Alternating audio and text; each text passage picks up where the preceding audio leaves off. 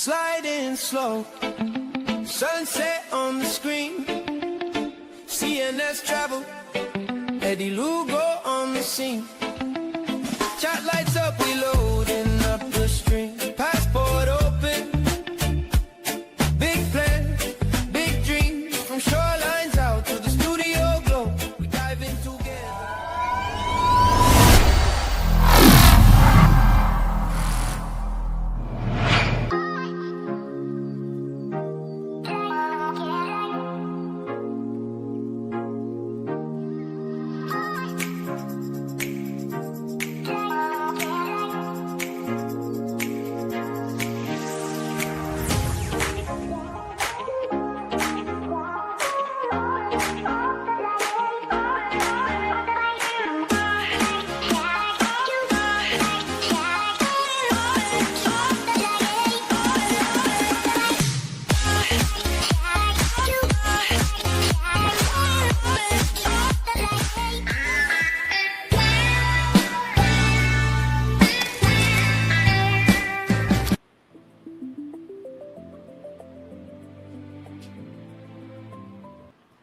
Welcome everyone, Ryan here. Thanks for coming by the studio again. This is technically one of my other ones that I carry. This is a 5 terabyte. Goodness gracious. Welcome back everyone to another episode here at Ryan Parker Studios.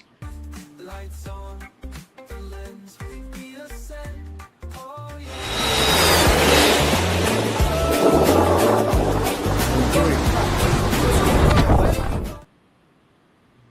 All right. Hey, everybody. Hope everybody's doing good tonight. Appreciate everybody coming in. Talk about me waiting until the last second, right? Sorry about that. Hey, you come in the intro. You were right there. I was sitting here watching the dance with the song, and I heard bloop. I looked. I said, oh, there he is. So, yes, sir. So, how you doing, Ryan? I am doing well. How are you doing, Sherman? I'm doing all right. Doing all right. Well, I reckon we'll start off. You got looks like a new member there. Yes, Danny D, being the super awesome person she is, became the first member of Ryan Parker Studios. So big thank you to Danny. Let's see. Let's see. Where is it at here? I got a little thank you. I'll play. Thank you. Thank you. Thank you. Thank you! Thank you. Thank you. Thank you. Thank you. Thank you. Thank you. Thank you. Thank you. Thank you. Thank you. Thank you. Thank you. That ain't as good as Ryan dancing around and diving in the pool, but hey, that's what I got. Hey, that works. I haven't even done any thanks for this one since most of the lives are fish tank versus All right. this kind of setup. But I guess I should think about doing that. But yep. She is amazing. This channel just got monetized for the first level, memberships and super chats. So All right. exciting times, exciting times. Cool. Well, congratulations on that. And Danny's back in the chat. Hey, Danny. You doing good? Appreciate you looking out for all of us. Cole's here. Hey, how you doing? You doing all right? Folks saying hey. Oh, we got Tricia in. Hey, Trish. We got Law coming in. Saying hello to Eddie. Yo, Lugo. So, Eddie. You just got to walk by yo, Eddie from Mel. She just walked by. She was like, yo. Oh, yeah. There's Tricia congratulating you on your monetization. Thank you. Only 900 and what's hang on, let me do some quick math. Chris M, appreciate you being in. 909 hours to get 4,000 watch hours for this one, but I'm sure that'll still be several months. Oh yeah. Yeah. Law saying, hey there, the rest of us. So, good deal, good deal. Yeah, I was telling Eddie right before My the Wi-Fi it's not really. what? Yeah, what was that? You were glitching there, Lugo. You were getting plugged back into the matrix. It's really.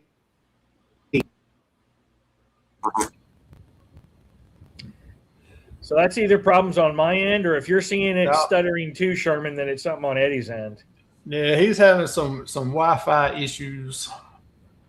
Storm. There's a storm going through here right now. Right.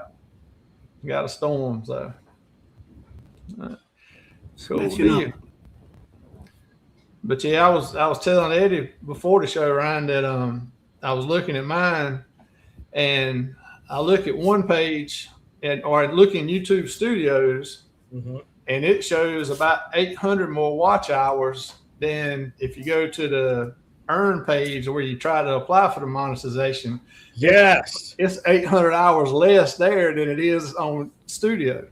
Right? I was going to say, I on mine, I'm the same way. I think I had like 3,700 views according to that one, yet I'm just at 3,091 views when I look at the earn category. Now, I know it runs behind by a couple of days, but I know I'm not getting 600 hours in 2 days.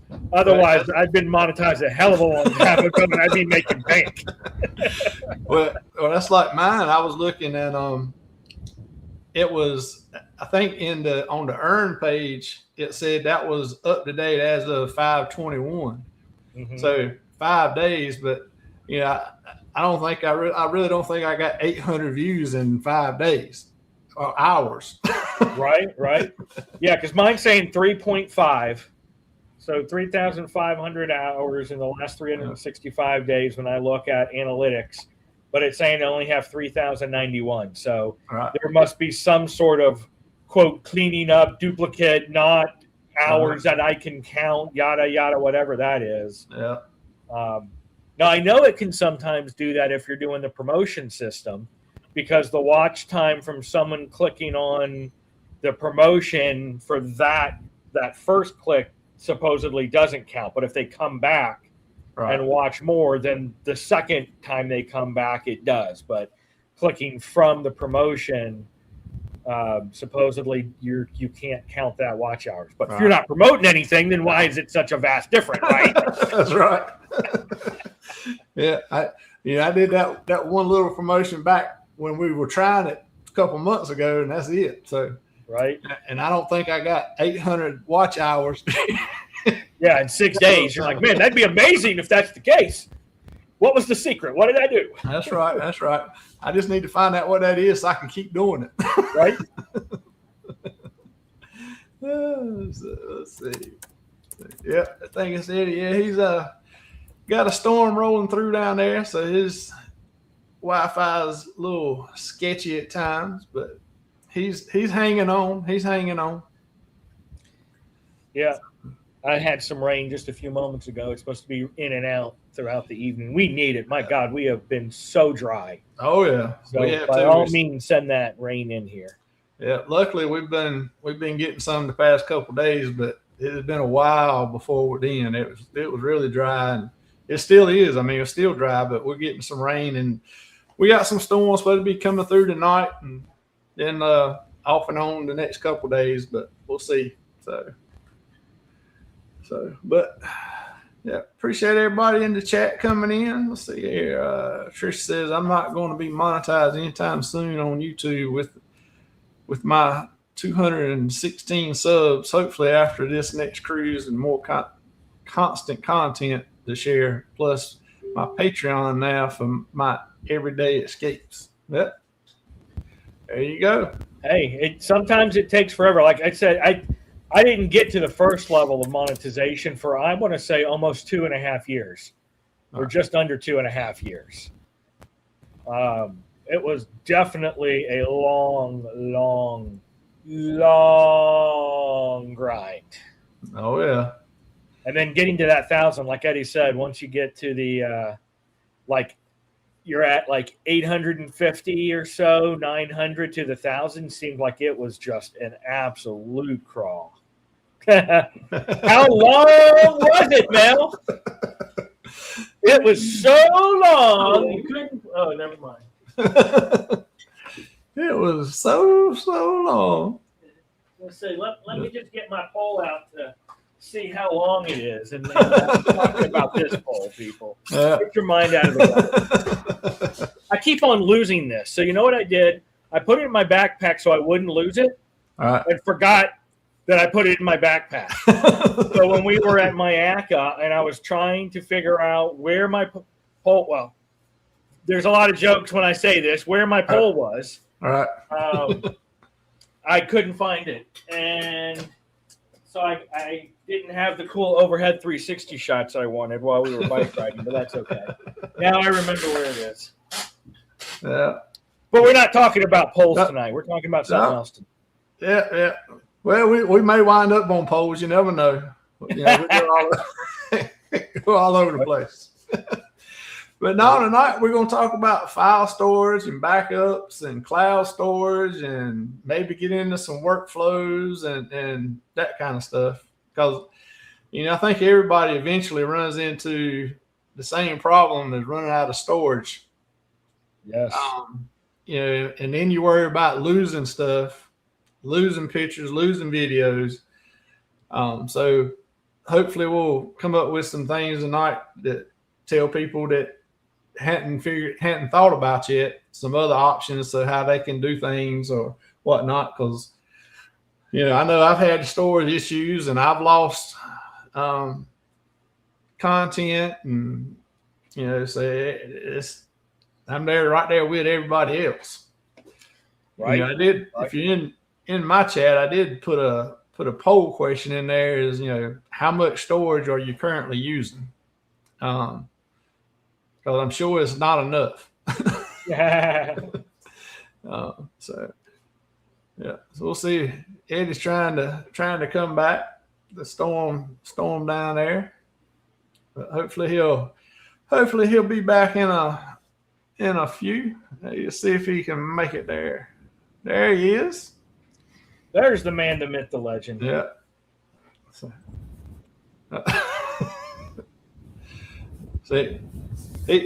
Really, he's just blaming it on the storm. He's doing this on purpose just to show how much he's needed and missed when he's not here. So everybody will want him to be coming back.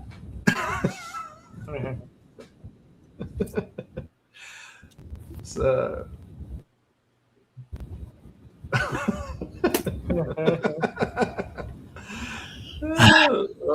So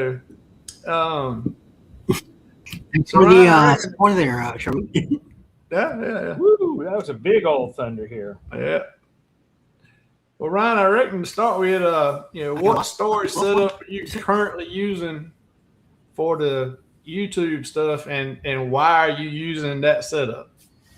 All right. So what I'm currently using is an 8 terabyte external hard drive, a 20 terabyte external hard drive, a 5 terabyte external hard drive,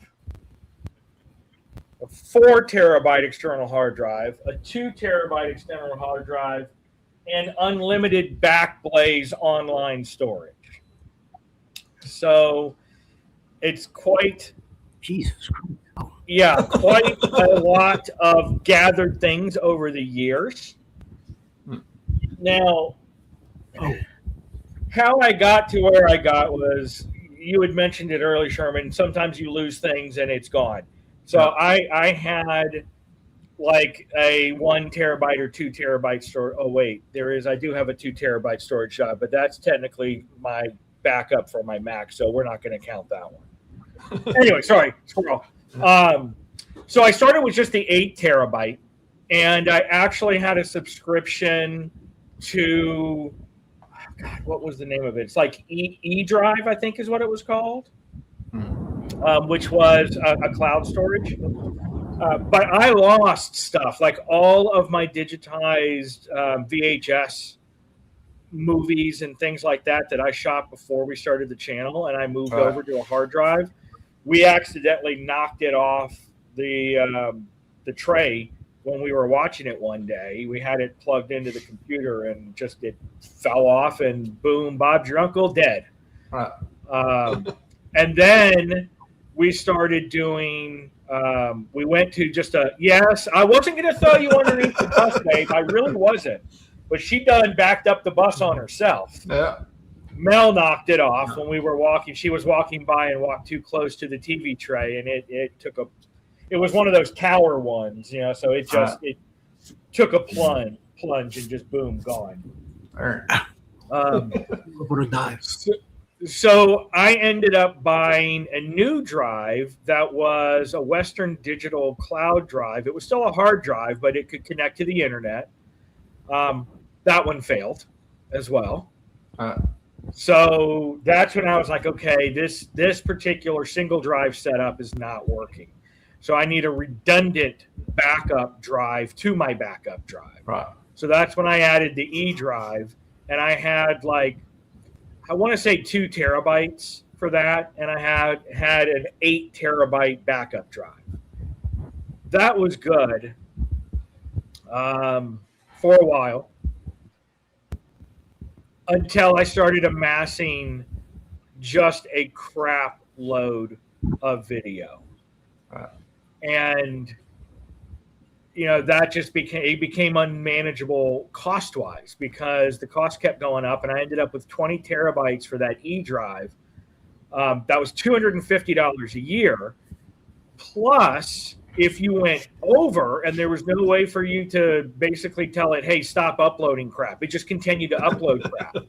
And if you went over, then you got per gigabyte or something like that, you got additional charges. It just became unmanageable. So with that, I went to Backblaze, which I've just been testing it out. But it is unlimited for $100 a year right now is what it's running me. The one catch is you still have to have physical drives for it to work, because the way that Backblaze works is it takes your physical drives that are plugged in and then makes an online backup. And as long as you connect that drive once every 30 days, it still sees it and it still maintains that data. So what that does is, if this drive should fail, I've got 30 days to order another one and then download the backup copy to the new drive. And then that one then becomes the backup drive moving forward. Right. And so the problem is still needing physical drives. So I my 2 main ones is the 20 terabyte and the 8 terabyte. Both of them are regular hard drives. They're not solid state, but I have them tucked into a corner out of the way with just the cord moving. So it's as safe as it can be for right now. All the other things I was joking about, I drive. This one was an accidental order, I'll be honest. I had initially put it in the shopping cart, and then I was quickly buying other stuff and didn't realize I didn't take this out of the shopping cart. Right. So it came in. It's a little bit, it's still, this is a solid state drive, but it's bigger than the little ones that I have. These right here, which are so much more travel friendly than this bigger one. But this works in a pinch if I need it. Right. I've got a 4 terabyte right here. Looks like an 8-track. It's got its pluses and minuses. A lot of data, and I have so much data right now that I haven't edited. It's working for me, and I'm actually getting close to 4 terabytes worth of raw footage that I need to clear off of it. So I got to get my butt editing. All right. So that's my workable drive. The one bad thing with that is, even my new MacBook I have, it kicks out that drive, because that drive pulls a lot of resources. There's no power to it. It pulls power from the computer. Oh, okay. And I guess the MacBook has a built-in thing for something that's taking too much power, it'll kick it out every now and then manually and unmount it. I know, right? It looks like an 8-track tape.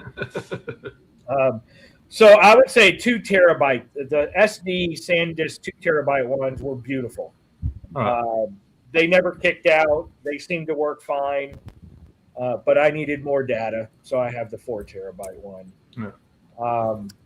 Eddie said he's got a new 4 terabyte. Yeah. So that's my current setup. Eventually, and it's the same thing like I'm having now. If I sat down and counted how much freaking money I've spent on all these drives, could have bought what I really want to move to. Right. Which is called a NAS drive, NAS. Basically what it is it's your own network. Like all of these online backup places that we're using is basically a hard drive at some warehouse somewhere that's hooked to an internet. Oh, yeah. And a NAS drive is just that. And you can expand it. So the one I've been eyeballing is a 4-bay NAS drive that can handle 32 terabytes per tray. And so basically it's a box that has these little slide outs that, if you're an old school PC person, when you got your hard drive, you put your hard drive in and plug it into the 32 pin whatever. Basically what it does is it sits in the tray and then slides right into the pin in there, and now that's there and you're connected with a Cat5 cable to your internet. And it's basically an online backup server for you, but it's your personal one that you can expand. So now you can add drives to it as you need more and more space. And it looks like it would be a good system. The problem is it's like $700 for the 4-bay one and like $1,300 for the 8-bay one. And that's just the freaking box. That's not the $600 per hard drive for one that's 32 terabytes. And you've got to buy. So, I mean, you're talking $2,000 to $3,000 worth of cost for that setup. But in the end, if you're paying $100 a year or $250 a year, you start figuring, okay, I'm going to have a huge setup cost first, but I'm going to have 1,000 terabyte backup myself that I don't have to worry about paying someone yearly for. And I've got to walk away for a minute because my screen door just opened up in this wind and it's about to rip off the hinges. So I'll come back in just a second. Take it away, Sherman and Eddie. All right. Hey, Cheryl. Appreciate you coming in. Hope you're doing good tonight. And y'all not having storms because it seems like they're coming up the East Coast. Everybody's having them. Ryan's got them. Eddie's got them. And we're supposed to have one on the way. I don't know if it's coming from Eddie's house or not, but we'll see. Send them up. While Ryan's battening down the hatches there, one thing I've got is more for getting content off your phone. It comes with a flash drive, and then up here it's got different ports where it can plug into different phones. It's got for an Android or iPhone. It's got the old iPhone one on there too, and it's called the Photo Stick. So you can just go to the Photo Stick, and it's an app you put on your phone. So you just open the app on your phone and stick this into your phone, and you tell it to download, and it searches your phone for all pictures and videos and just automatically downloads it, makes a copy to that flash drive. And then you take the flash drive and you can put it, install it onto your computer, or just, you put it into your editing software or an external hard drive or whatever. This flash drive is only, let's see here. It's only 128 gigs. So you're not going to store a lot of stuff on it permanently, but it does work out good. Like when you're on a cruise or something, that day you can, at night, whatever you filmed on your phone, you can download and move it to a computer, laptop, or external hard drive. So you got plenty of room for the next day, or you don't have to worry about if something happens to your phone and it dies, or heaven forbid you drop it overboard or whatever the case may be. You got a copy of it. I know Eddie uses a lot of his stuff is automatically backed up with Amazon through Amazon Prime. A lot of my stuff on the phone is backed up to Google Photos, but of course that's an expense there, because to have any storage capability size wise, you got to pay. You can't just keep using the free thing, because that don't take about 10 pictures and you're over that. Yep. So that's one thing. And so Ryan, what do you do? Do you do anything while you're on a cruise or filming somewhere to back up that day's content? I do. Every single day, I will update that 4 terabyte drive I showed you. I bring my MacBook everywhere I go, and every day I download whatever we took that day, and it goes on that backup drive.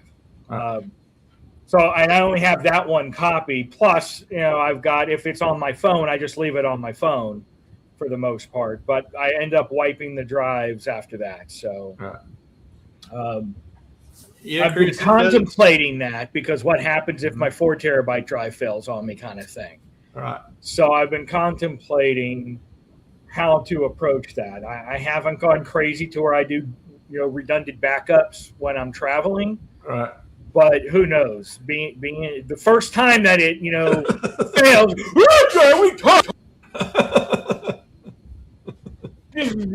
So I don't know. I mean, I've got that second 2 terabyte drive, so it's always possible I might, because that's always with me too. I just don't use it anymore. So it might just be a thing where I dump it all to one, copy the new stuff to the second one. So I've got 2 copies. And then once I'm home and it's backed up on my 20 terabyte, because as soon as I get home, that goes on the 20 terabyte, and then everything gets uploaded to the cloud. Then I can wipe the 2 terabyte one. So that might be kind of the new thing I do, is have multiple backups of the backups.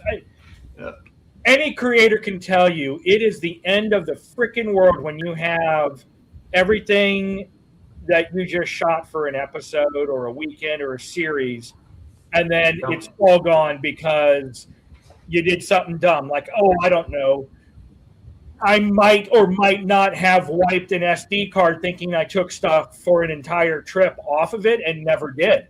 Right. And lost 3 days worth of videos because I thought I downloaded it and I didn't. Yep. So that's why I'm so, I mean, you'll find as you're getting out there. So if you're just getting started or whatnot, learn from those of us who have made serious mistakes like that. Back up your data as soon as you possibly can. And don't think that you've taken your data down. No, you've taken your data down. Don't wipe your drive or your SD card until you have physically looked on your designated backup, or this is where I'm storing everything, and you physically see it there.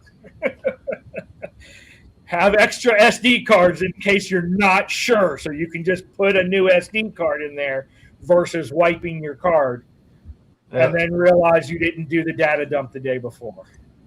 Yeah, I got a little case that holds all the SD cards that I keep with me. So, I try to do an SD card a day or every 2 days, while we're on a cruise or whatever. But we were in Bonaire. One of the 2 times we've been to Bonaire, and we'd gone to Little Bonaire snorkeling, and the reef is right there. I mean, we spent half a day snorkeling over that reef, GoPro, filming, getting great footage, everything else. I don't know where it went.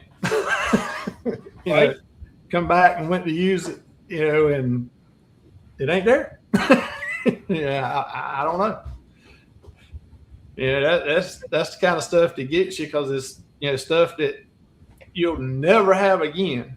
I don't care how many times we go back to Bonaire, we go to Little Bonaire and go snorkeling there. You're not going to see the same stuff that you saw that day. It's not going to look the same. It's everything is different. But anyway, Chris, to answer your question, yes, that stick, it does automatically search your phone or whatever you put it on for photos and videos, and downloads both of them. Does photos and videos. I got a question out there for the chat too. If you're in Ryan Parker Studios, I have my poll up, and not that way. Take your heads out of the gutter. Once you're done making your video, do you keep your raw data, or do you delete it once you're done making your video? So I'm curious at what other people do. I myself am a data hog, and I keep as much as I possibly can. And the only time I ever delete it is if I get to the point where I don't have any space on my backup drives, which I got there before I bought this new one. And so I start with my oldest one and deleted stuff from like 3 years ago that I still have. Right. It's one of those, I never know when I might want the footage. But then it's like, how much do I want to dump into potentially being able to keep said footage, and will I ever actually go back to use it? Yeah. Who knows? That's right. Well, that's just like I was telling Eddie earlier, when I download stuff off of my phone and put it onto a hard drive or in the computer or whatever, I don't delete it off my phone because, I want to do stuff with it on my phone. I want to, put it on Facebook. I want to make a short out of it, all kinds of stuff. And as soon as it'll sit on my phone for 6 months and I won't touch it, but as soon as I deleted it off of there, 30 minutes later, I'm going to need it. Exactly. And Mel is that way with her pictures. I made fun of her for the longest time, and finally I just started paying $10 a month to have 2 terabytes worth of backup drive through Google that she can upload stuff to. Yeah. But I know I can be like, honey, like 4 years ago, we did blah, blah, blah, blah, blah. Do you still have that picture? And she'll be able to search her phone with the new search options that's in there now. And sure enough, there it is. There are the pictures. Yeah. So some dude on a cruise says he used an external RAID 2 drive array, 6 terabyte, mirrors to 2 drives, then backs up once a month to another similar array that is just for backups. I can upload photos using the app from Here We Go. Yeah. So it's kind of a NAS, but not really, because there are some drives that have a mirror drive where it technically comes with 2 drives, but one of them is literally the backup. So you upload to one, and in the same unit, it has a secondary that automatically backs it up. So, I am a data hoarder. I am absolutely a data hoarder. At the very least, let's look at it this way. At the very, very, very, very, very least, anyone who is a content creator should have a copy of every single video you uploaded to YouTube. Because should the unthinkable happen, and those who have been in our community at least have seen it happen to 2 or 3 of our own friends that are part of the circle, where their channel got overhauled and hacked because there was a super convincing link from something or somehow a password, and then the whole channel is gone and deleted.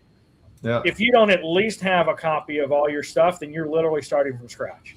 Yeah. If you at least have your videos, even if it's not like all the shorts you make with like Opus Clip or other stuff like that, if you have your raw long form videos at the very least, it's going to be a long haul to get back up there, but you're going to have X amount of years worth of, footage that you can then slowly upload Right. and build your channel back up rather than having Right. to completely start from scratch. Yeah. So at the very least, if you're not doing that, by all means, find a way, even if it's like I have the $100 a year just for the back plays, and get a drive that you can just at least have those videos on there. Because oh god, Yeah. my heart breaks. But Oh yeah. Cruise Nuts, for instance, he did have all of his videos, so he's rocking it out and getting things prepped again. Right. But Ross, if I remember, OCV, if I remember correctly, he did not have backups, and so his channel, when it got hacked 2 years or so ago, it was gone, and he had no backups. So we've seen both sides of it. Right. And Oh I yeah. can't stress that enough to, at the very least, back up your final product. Yeah. You need to have as much as we don't want to spend money and think it's ridiculous at times, and hopefully you never need it, but when you do, it's worth it. One thing I forgot in the beginning, today is Uncle Dave's birthday, so give a shout out for him for his birthday if he's out there listening, and got a little something here for it.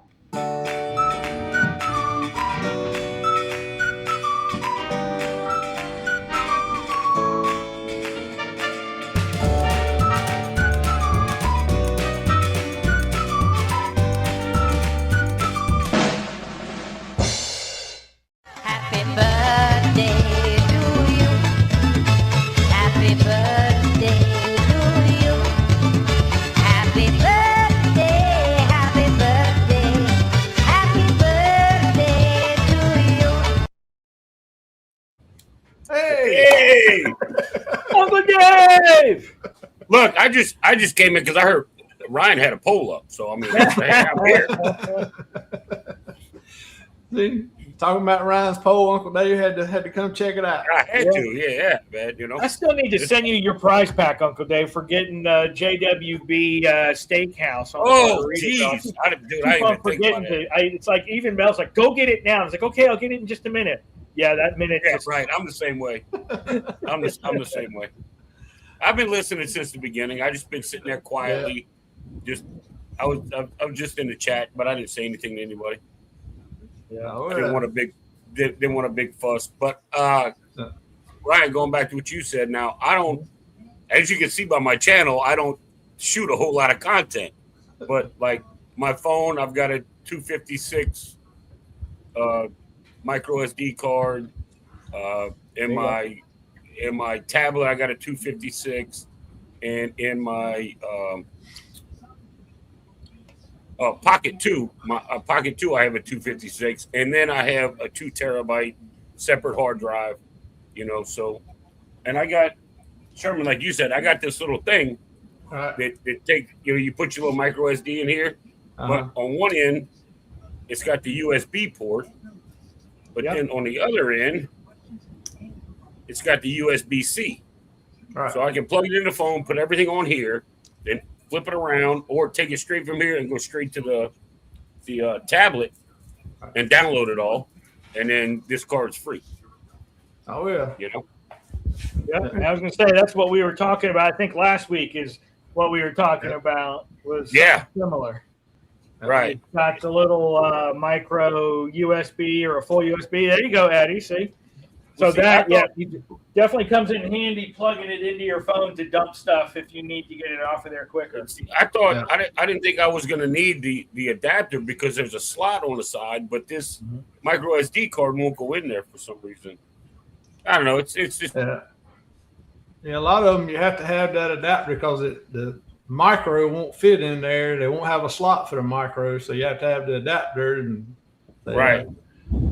So I just make one thing work. I mean, it works fine. Anything I got on my phone, I can dump on there. Or if I really, which I doubt I really ever will, but I don't know. Thank you, Mel.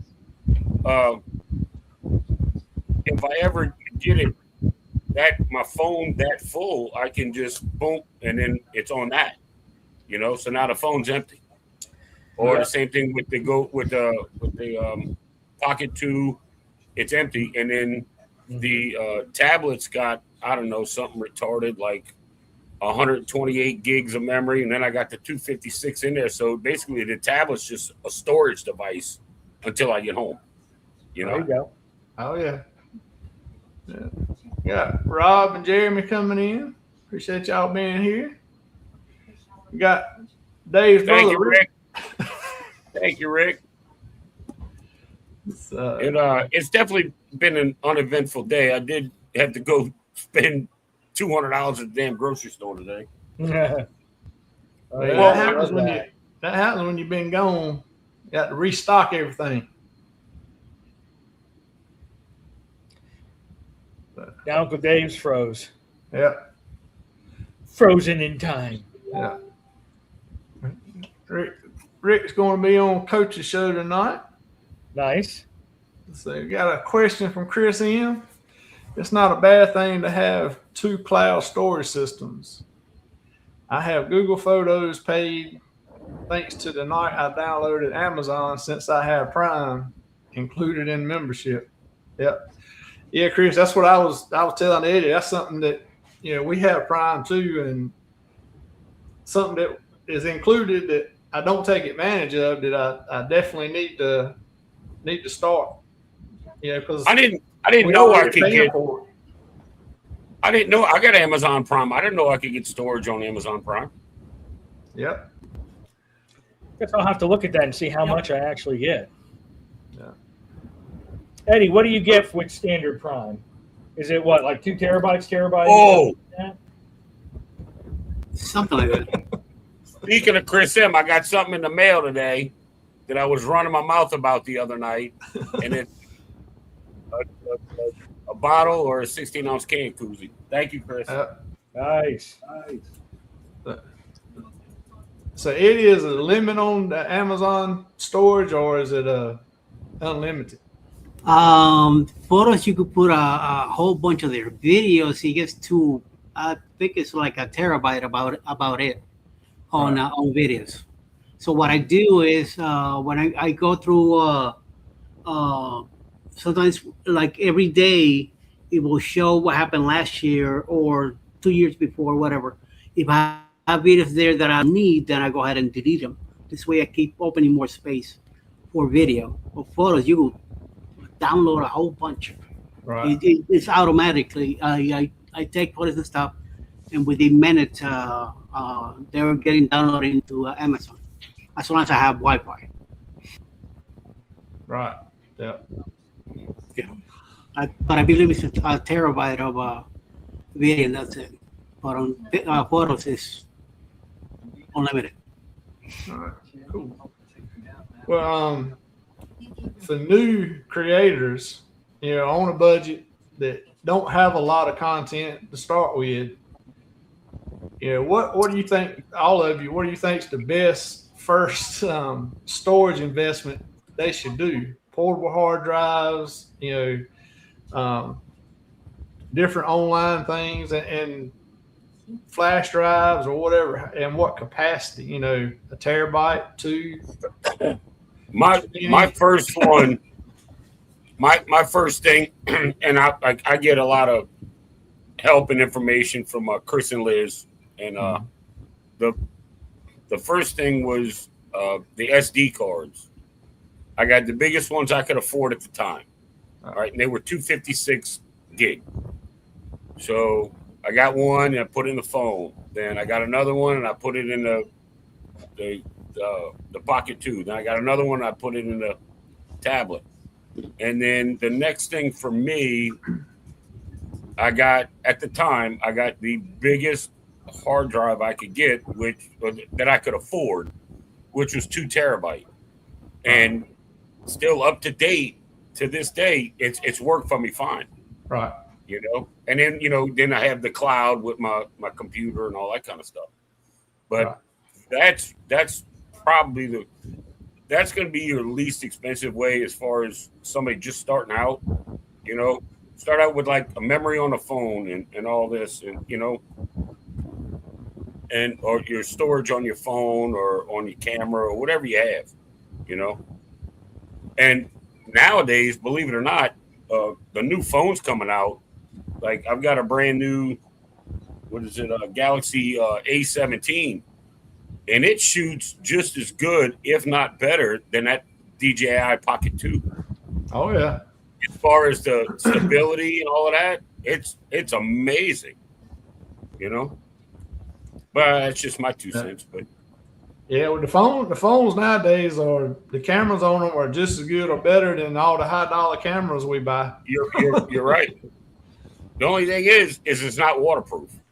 But the Pocket 2 isn't waterproof. The only thing I would do different, instead of getting the Pocket 2, well, I didn't have this phone then, so that's why I got that, is DJI or GoPro.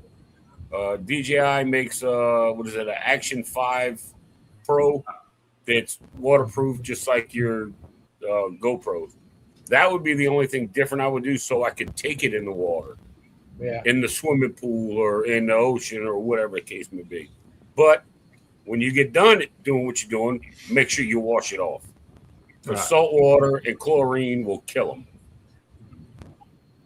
Oh yeah. And from what Mike was saying, that Action 5 from DJI has better low light capabilities than the GoPros do. So that's something I've been contemplating, because I've been a GoPro fanboy since they came out. Right. Well, I mean, everybody was the only game in town. Yeah. It was worth a damn, you know. Mm-hmm. But that's where I'm looking now. I'm looking at, and like it's in my Amazon. No, I took it out of my Amazon cart.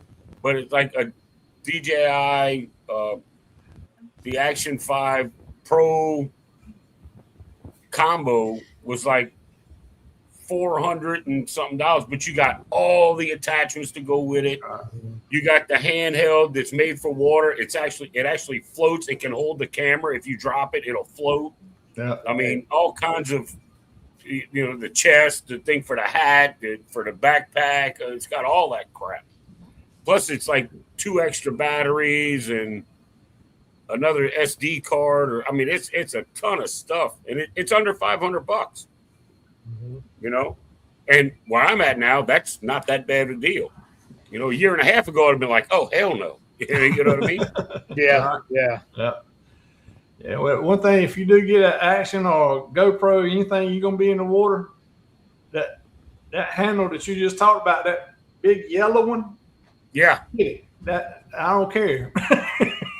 So when you drop it, because you're going to drop it, it floats. It's actually, that handle is actually made to hold that camera up. Yep. Oh yeah. Not like straight up. I mean, it's going to be upside down, but it's made to float that camera. That's right. I got 2 of them with my GoPros. And here's another thing I would do too, is get insurance. And there's a couple of ways you can do it. I work for an insurance company, and one of the ones that we have is called a valuable personal property. Some people call it a personal articles floater, but you can put like camera equipment and stuff like that on there, and it'll cover it, at least ours, without a deductible. If I drop it, if it gets wet or something like that, it gets damaged, it gets replaced. Right. If you have a GoPro for $50 a year, you can get the GoPro subscription, which includes 2 replacements, no questions asked, even if it's outside of warranty, for like $100. Wow. And I've already used it 3 times. And the only reason why I say that is because I had a GoPro 13, brand new, that they sent me as a replacement for my GoPro 11 that broke. The moment we put it into the water, the very first time we put it into the water, because everything else has been above ground, the seals were bad on the battery and it fried.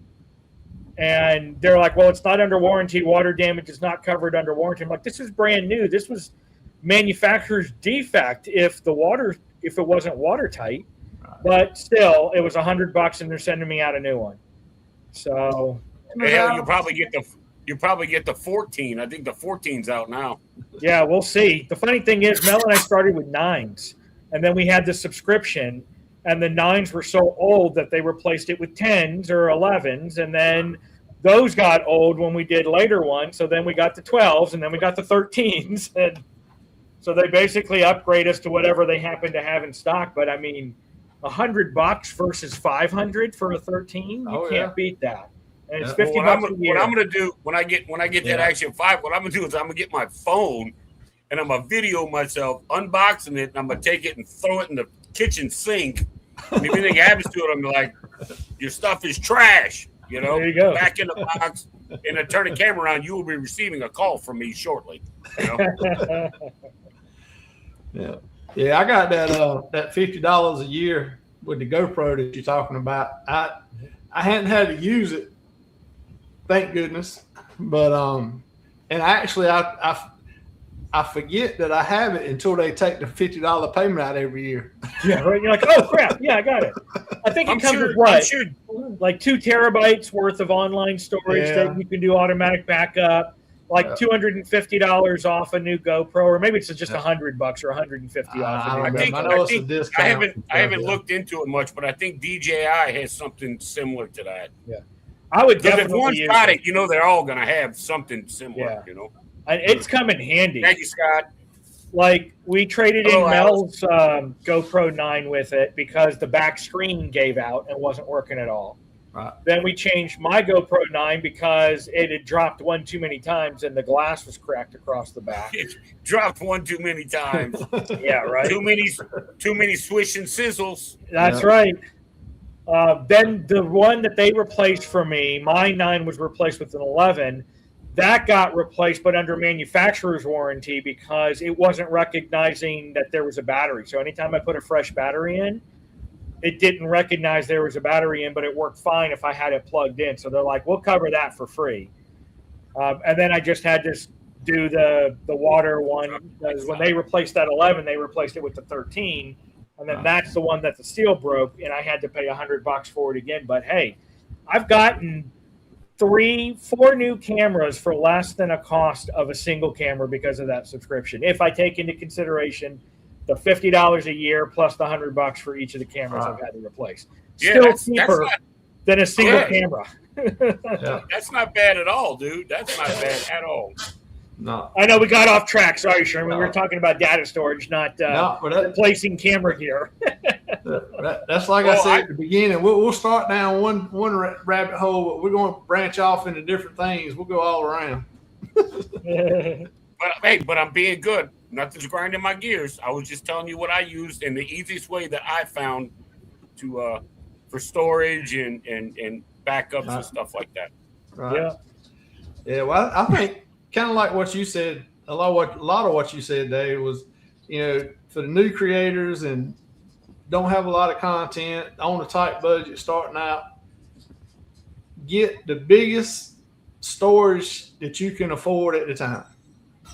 I mean, like I whatever, said, for me, it was SD card. You know, yeah. My phone's got 128 gig. So I'm like, all right. Well, I didn't know it at the time. So I'm like, well, I'm gonna get a 256 gig SD card put in there, and then when I get, I always get like an outer box case or whatever the case that they sell because it's at T-Mobile. It's a lifetime warranty if you buy it from them. Right. And the screen protectors are coming off, peel up sometimes. Right. So I was in there getting that done, and she's like, she took it out of the thing, and she's like, "Oh, you got an SD card?" I'm like, "Yeah." She's like, "How big you got?" I got a 256. She's like, "This phone already has 128 memory in it." And I'm like, "Well, I did not know that." So now I got 400 gigs of half a terabyte of memory in my damn phone. And then the tablet's got the same thing, and it's got a 256 in it. Yep. And the Pocket 2's got a 256 in it. So, So I pulled this one down just to show you guys too. So this right here is a Seagate 2 terabyte drive. So that can hold a crap load of data if you're just doing the raw stuff.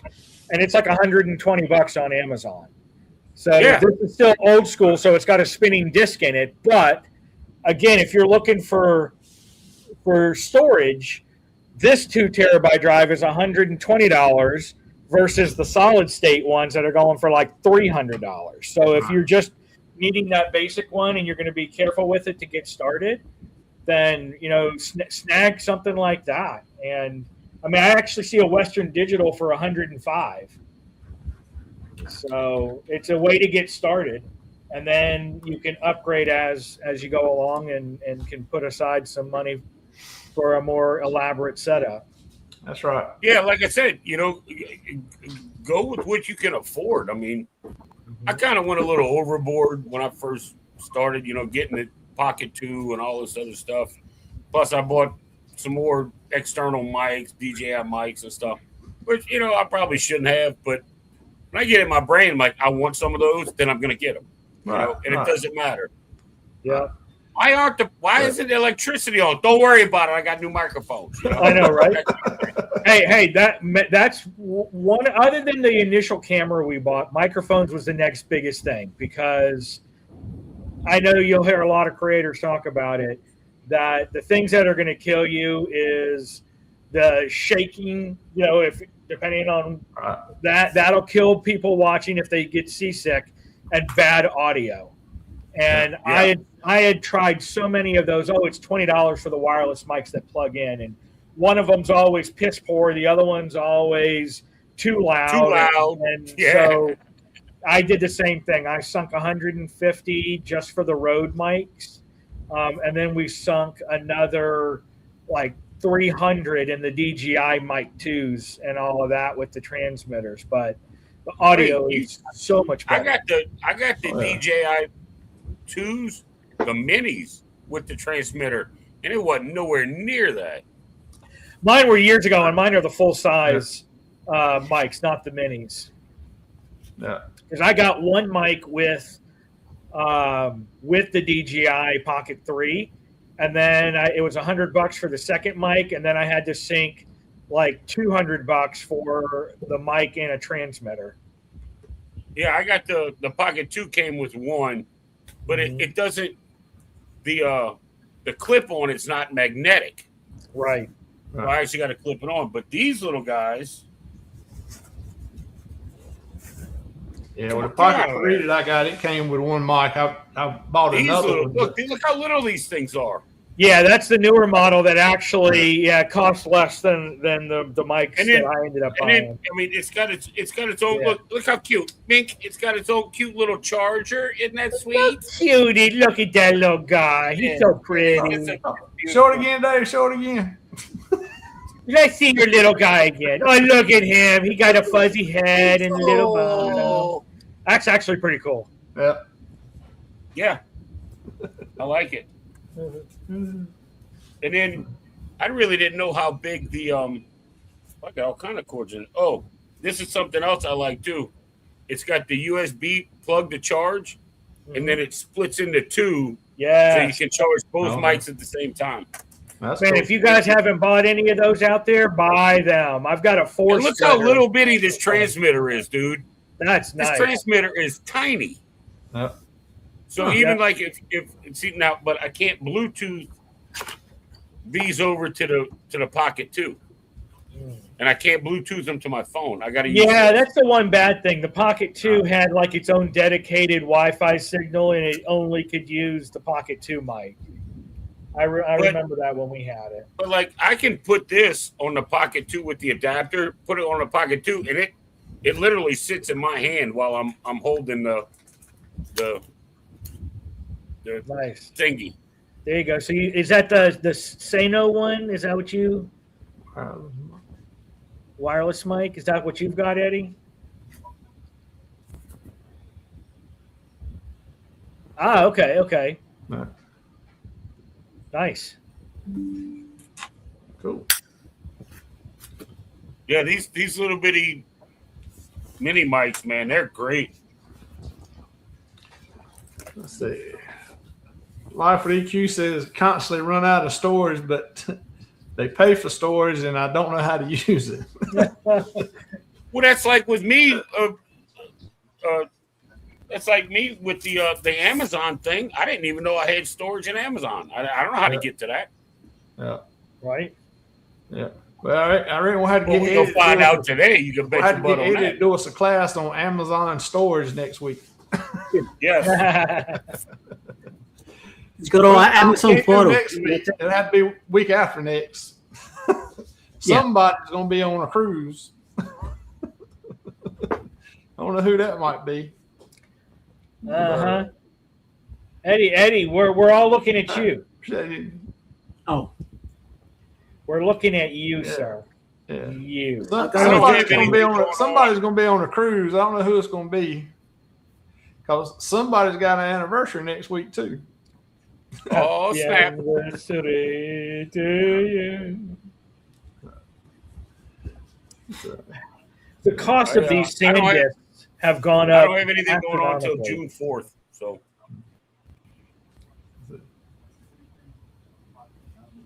Yeah, I would watch a class on Amazon stores. All right, there you go. Oh, Eddie's bringing out the big guns. Uh-oh. Eddie got a whole toolbox or tackle box full of camera gear. But yeah, I mean, anybody, get the biggest amount of storage you can afford.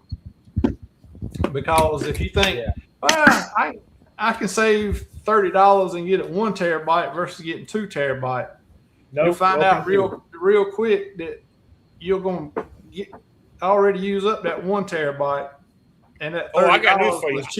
I'm already looking for bigger SD cards. Trust me.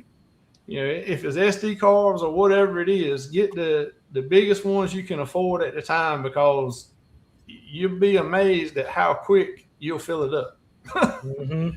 And especially if you hold your raw data. Right.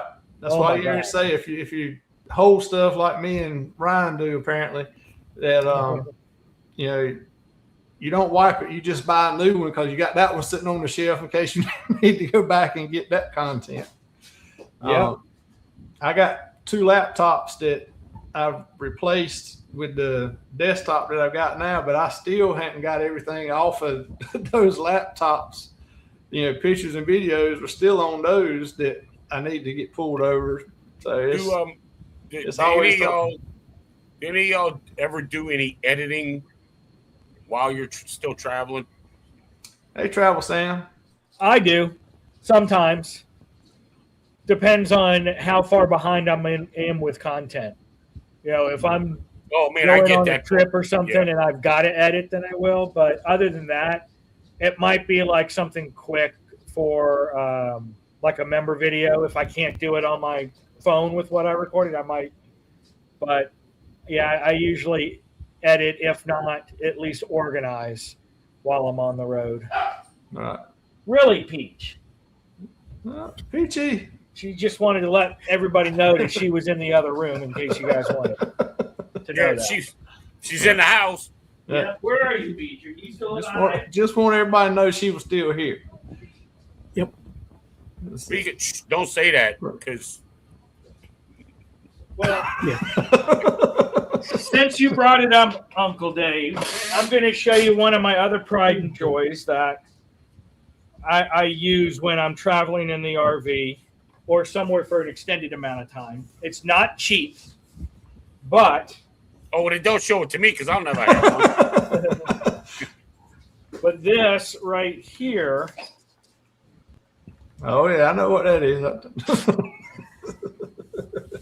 Is my mobile setup. It's 2 17-inch monitors that plug in via USB-C cord, and I can make my laptop into a 3-screen setup while I'm on the road. Next thing you're gonna tell me is it's solar powered and charges the batteries in your truck too, right? Yeah, right. No, it does not. But I have to see what the costs are now. I'm not gonna lie, that is pretty cool. But this one was not cheap either. I think it was about $300 or so. That's still, it's not that bad when you think. And it's very portable. Again, if I'm in the RV, I can take it out there for that. When we get a road trip, I can set this up. When we're in a hotel or whatever, it's set up on the table in there, so I can still have. That's crazy because I have a 17-inch monitor on my laptop, so that'd be like, 3 of the same thing I'm looking at now. Yeah. That wouldn't be bad at home. Hell with traveling. Yeah. And it's helpful too, because like if I don't want to be here in this office, I can go set up in the living room if we're doing an editing day where Mel's in her recliner, I'm in my recliner. We got the TV going and we're editing videos. I can have that up. And I mean, as a travel agent too, when you're traveling, it's so easy to be able to then have one screen to work on and then comparing prices and things like that on multiple screens. But again, it depends on where are you with your work, where are you with where you can invest money. Since we do so much now on the road and with the travel agency, it was worth that added expense to make things easier to do while we're gone. And if you all have been working on a single screen, if you can get one or two more monitors, oh my God, the world opens up and editing becomes so much faster to have a working screen and then a prep with all your file screen that you can then just easily click and drag instead of having. It's funny. It's funny you said that. I spent last week. I spent with Carnival Cruise Addicts down in Fort Myers, and I don't know if you guys have seen it, but I did today's episode of the Yakety Yak on their channel. But anyway, we filmed it. And it took forever. And watching Liz with two monitors, like you said, right? Edit. It was just like bing, bing, bing, bing, bing. Okay, we're gonna put this in. I'm like, hey, I'm old. Slow down, okay? Slow down, right? And that's another thing is like I got a 17-inch monitor. She's got like a 27 and a 32. So like her editing window is like 8 by 8, you know, not this little bitty one like I have. And it was cool, man. It was something to see.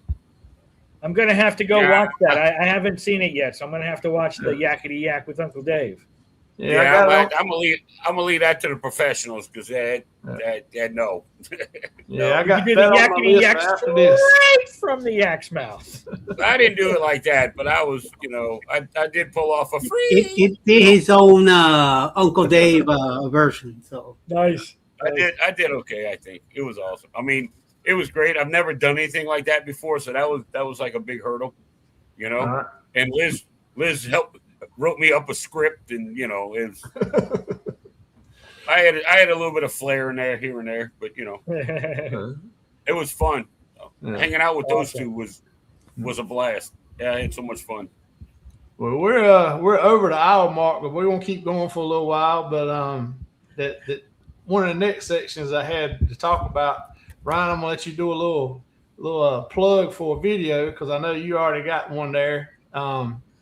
It's about organizing the content, you know, how to organize the footage so you can find the clips later, you know, file structure, naming, sorting, dates, times, all that stuff. I know you already got a whole video they can go and watch. So if you want to plug that one now.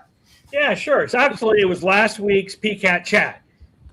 We talked about file organization as we started talking about what happens after you capture the footage. And that's one thing, and everyone will have their own way to do it.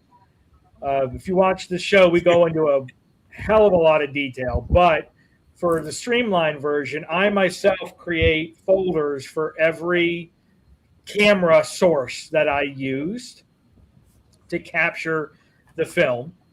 And then I have a cut order if I have a ton of stuff that I need to I took out of order and I want to rearrange the structure from how I actually filmed it. So I'm able to say, okay, Sony camera, all the info is here. You know, the DJI is here, the GoPro 11, GoPro 12, you know, the iPhones. And so everything has its own individual folder.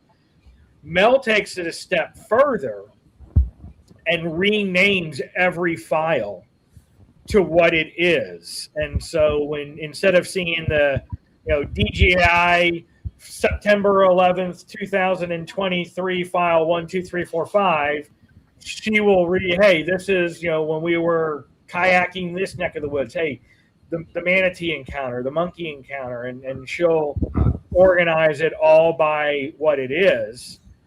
I did the same thing. Like when I pull it off, I'll put, okay, we'll use monkeys. I'll be like, Monkeys 1, Monkeys 2, Monkeys 3, and I'll put them in the order that I want. Not necessarily monkeys, but you know what I mean. Yeah, no, absolutely. You know, like C Day 1, C Day 2, and and I'll go that route, and that way I know, because I did it, I've done it.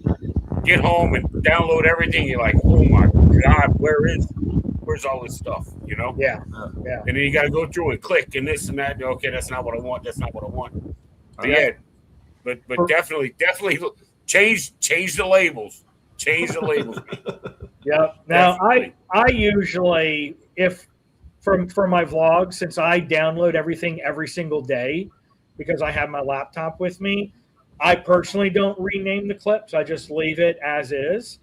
The only thing I rename is when I shoot ship tours, because sometimes they're captured out of order, especially if we're on a travel agency tour where they're like, hey, we're going to go on deck 5. Okay, we're going to go to 8. Now we're going to go down to 7. Now we're going to go up to 15. Now we got to go to 13 back here. And then we're going to go back up to 15, but forward. And so I will go through and take the time to say, okay, deck 1, deck 2, deck 3, deck 4. And right, yeah, you label them accordingly. Yep. And be, okay, this is, deck 4, and this is, mid-aft to forward with these venues. And so that helps me when I then decide if I want to go bottom to top or top to bottom of the ship tour. I've got all the decks already listed out there. So, but definitely file organization will be helpful when you get to productivity. So if you're on vacation, you have your laptop, you're not editing, but you're dumping, take a little time to do file organization while you're traveling on some of your downtime. So when you get home to start editing the videos, the hard stuff of getting it organized is done. You did that while you were on the road, and you can just focus on then taking your already organized data and turning it into the video itself. That's what I started doing. I don't take my laptop, I take my tablet, but it's the same thing. Plug it in. Once it gets done downloading, I'll look through it. I'm like, okay, this is, Costa Maya Day, Costa Maya Beach, Costa Maya Restaurant, Costa Maya Chairlift, and that way I know where to. But I do it all in there because when I get home, I take it all off of that, put it on the laptop anyway. So that's why Mel drives on the way home. And that's what's funny, because that's exactly why. Because I spend time downloading all the video while we're on the road home and organizing the ship tours as we're driving home. So then it's ready to go for video edits whenever it comes up in the queue. I still have like 5 ship tours or 6 ship tours that we still need to edit. We've got so much right now. I could put out more than a single video if I actually had time. That's it. I'm quitting my job, everybody. Quitting my job, and we're going to be full-time vloggers. There you go. There you go. Why not? Derek did it. And then I got to go back to work because my vacation will be over and I'll have to get paid. Yeah, Mel he wants to quit first. Mel said me first.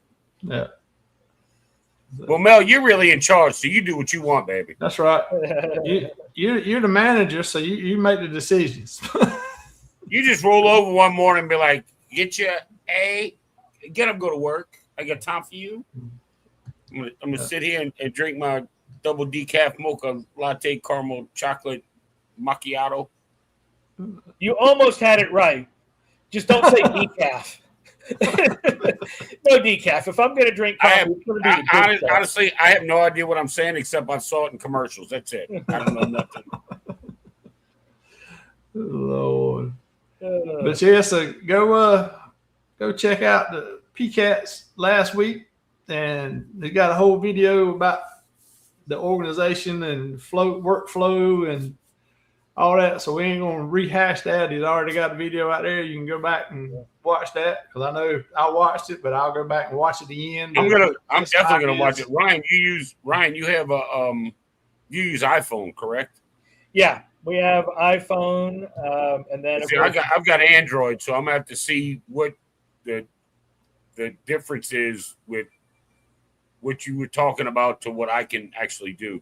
Because I know they're not the same, but I mean, basically, I do all my organization on the computer, so it would be the same thing, where you would just dump your video to your computer and then refile name or laptop or something like that. How or and your then tablet, like but- each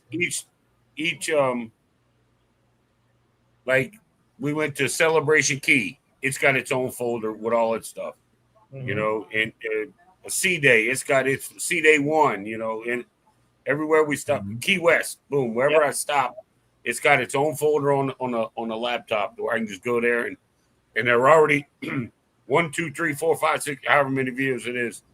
Yeah. And then I just basically get into my editing software and I just pull them down. Yep, that's what I'll do. Like it's in there and it's gone. I'll usually honestly set up before I even leave to go on vacation. I generally, well, when it comes to cruises, I'll already have folders set up for the whole cruise. 01 embarkation day, 02 whatever it is, and then everyone already has all the subfolders. And then at the end of the day, I've learned now at the end of the day, if I didn't have data for that particular one, I delete the file. So like I'll sit there and I'll go 4 months later to start editing. I've got day 2 and all the 360 folders empty. Where did all the data go? And then wait, I never took the 360 out that day. Hey. So I go back now and every day after I dump all my video, I delete whatever folders I didn't actually need. So when I come back 3 months later, I'm not freaking out that I lost data. Right. You're not going into panic mode. Be like, oh, who's been touching my computer? Oh, you know. What happened? Some of that panic is real too, man. Oh my God. Especially when I'm like trying to multitask and there's like stuff I want to use in the vlog, but there's also stuff I want to use in the ship tour.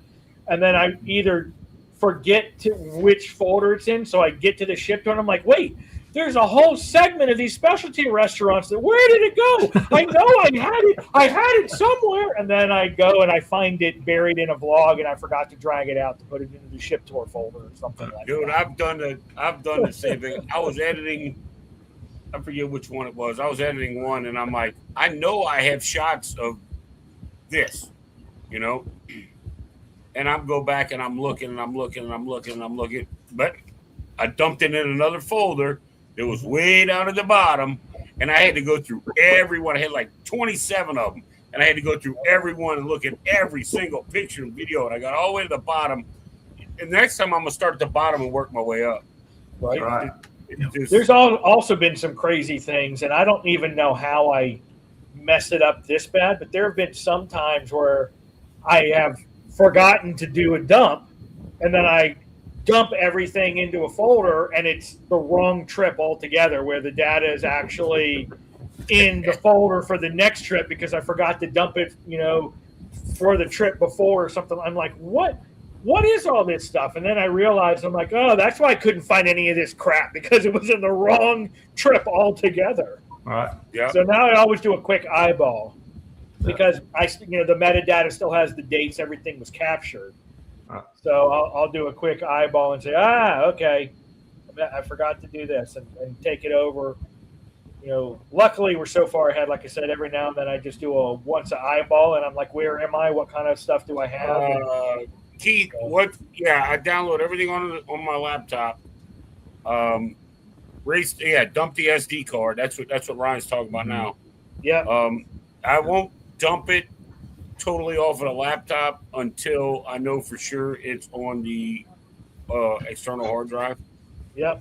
You know, and then once I make sure it's there, then I'll take it off the laptop after it's edited and I need to do what I need to do with it.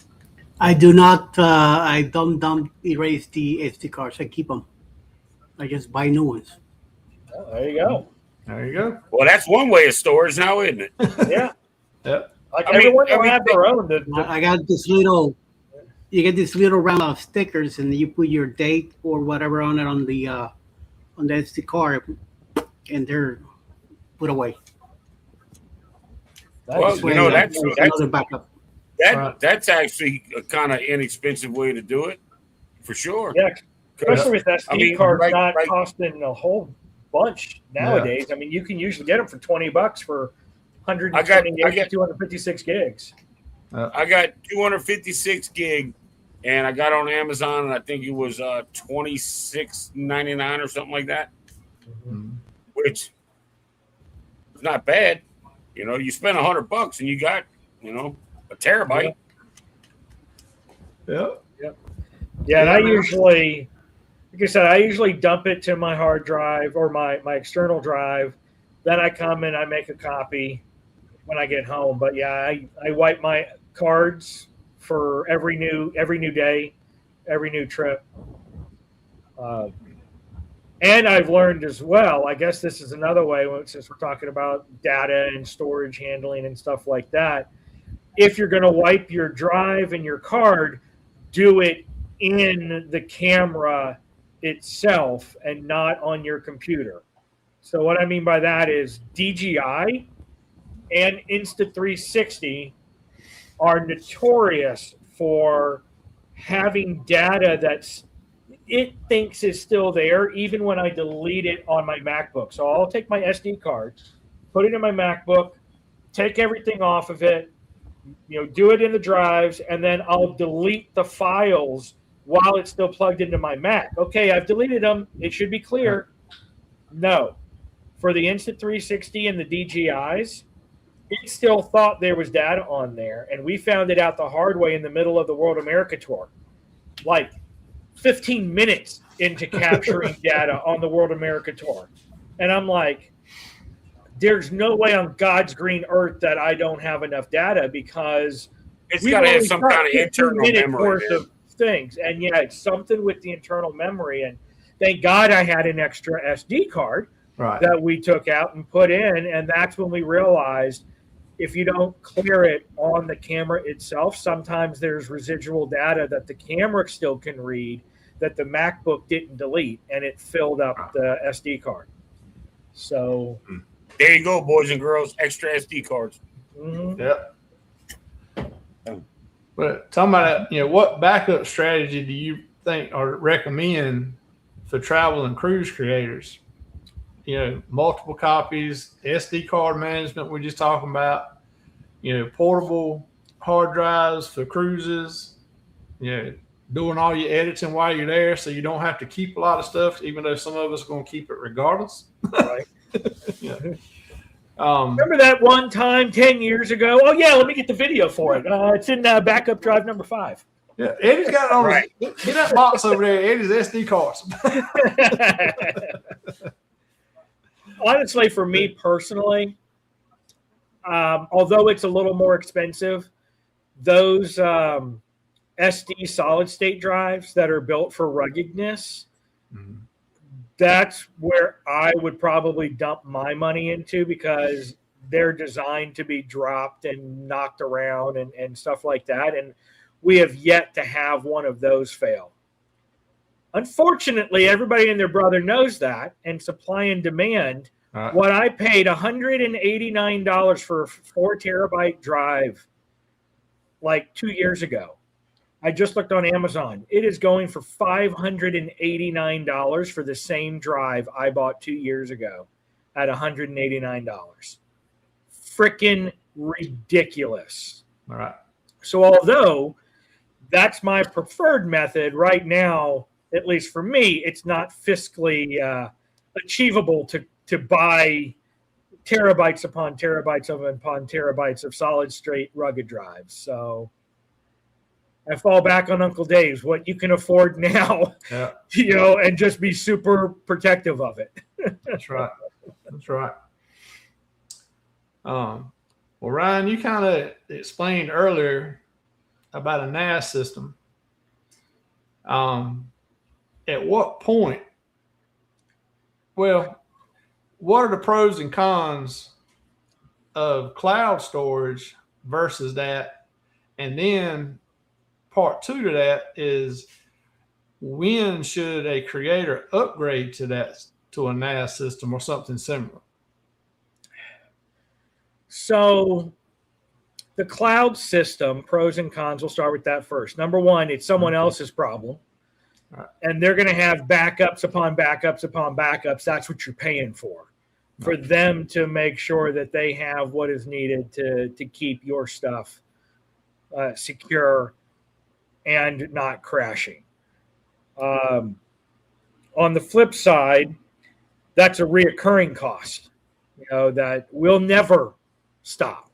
Right. And inevitably, it will go up every couple of years, I'm sure, because the cost of data storage, the cost of cooling this, the popularity of it, supply and demand. So expect a cost increase. But again, the pro is you don't have to worry about anything on the back end. You just pay the monthly fee and it's there for you, and they have redundant backups. The NAS system, you basically become your own backup, and you have multiple drives. And again, you can then do mirror drives and basically yourself. The con to that is those setup costs are astronomical.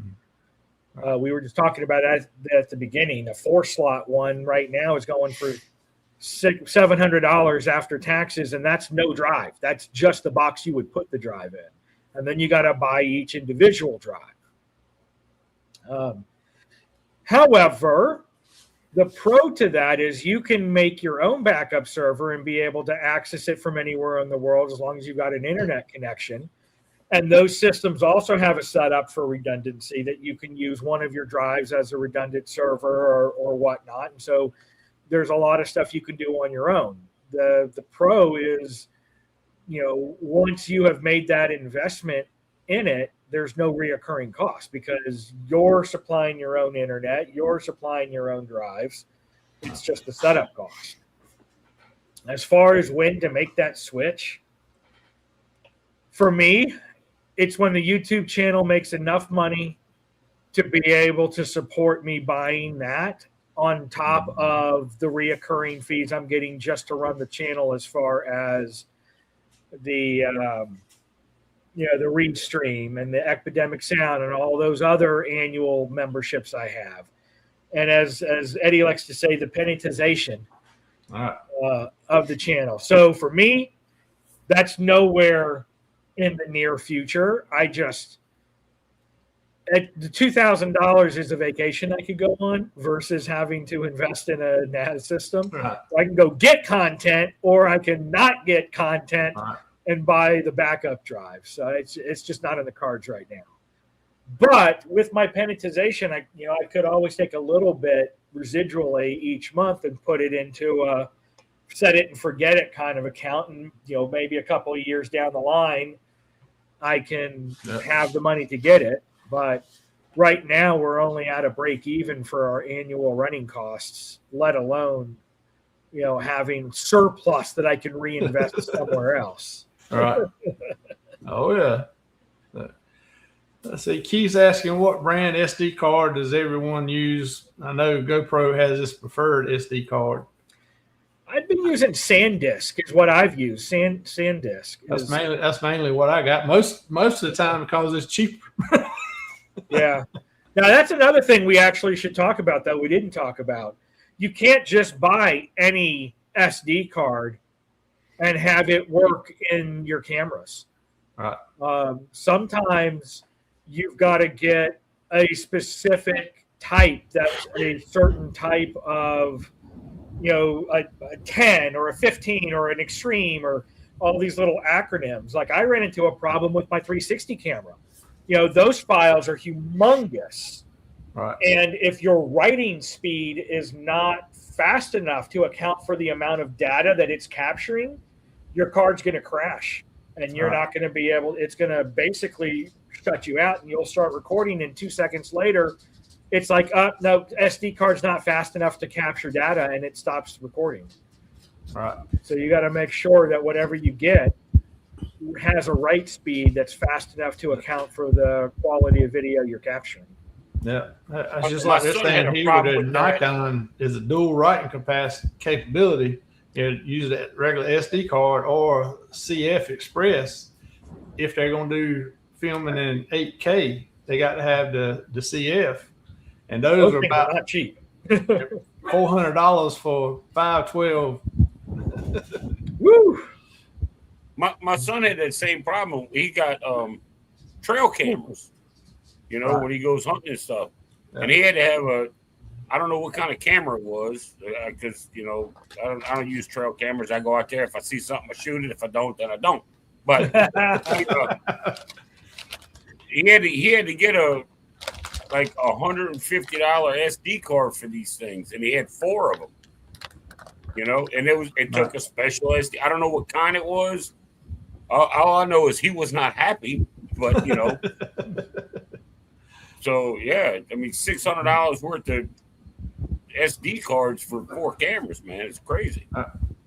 Yeah.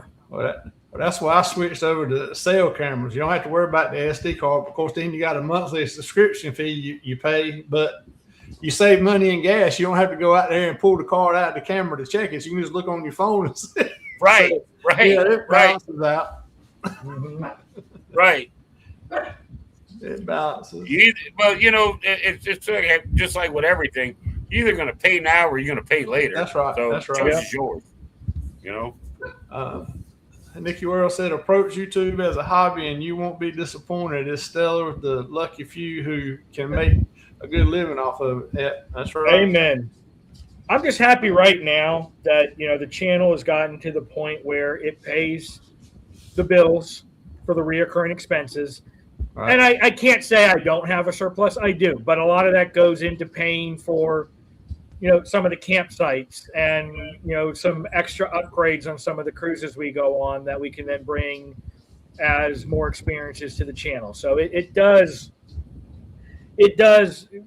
help to bring a little bit more to what we can offer by us being able to go on a slightly more expensive excursion or do an upgrade for this particular trip that we otherwise wouldn't have if we didn't have some of the YouTube funds that we could reinvest into a different experience if we go somewhere. So, right. I mean, I'm happy where we are. I won't say no if it ever explodes, but I'm happy where it is. It right. gives us what we need to do to run the channel, do a little bit more, extravagant stuff in very few circumstances, and it's still fun.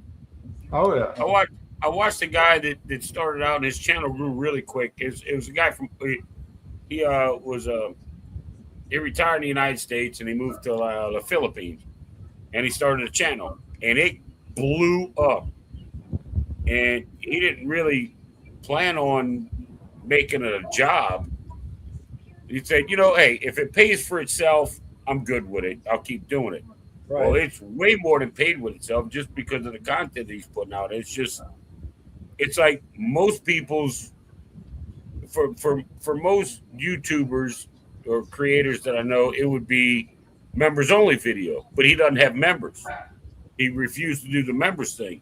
So he's putting out daily life in the Philippines, just his comings and goings and this and that. And he's like, it's paying for itself and it's throwing a couple bucks in my pocket. I'm good. I got in. I found him when he had like 400 subscribers, dude. He's only been in the Philippines a little over a year, and he's got like 40,000. Wow. It's nuts. It's nuts. And he was approached about like promoting and advertising and sponsoring. He didn't do it. He's not doing any of that. He doesn't want to be tied down to any of it. I mean, it's a great channel, because it's all, right. Yeah, it's edited, but it's like really raw and unfiltered. It's like life in the Philippines, the stuff he goes through every day as an American that retired in the Philippines. It's really cool stuff. Yeah. Well, if he started taking the sponsorships and all that stuff, then he would have to do certain things at certain times and all that kind of stuff. So. And you can only say certain things, right? And they only want you to say this or that. And he was just like, "No, I'm not doing it. Not doing it. My channel, my way. Boom." That's right. I'm like, damn, that sounds like something I would say. Yeah. One of the last questions that I had that I wrote down was, how do you think creator storage and workflows will change in the future with faster cloud editing, the 8K footage he was just talking about, AI workflows? What kind of future tech you think creators might be watching out for, and how do you think that'll change their needs for storage and their workflows?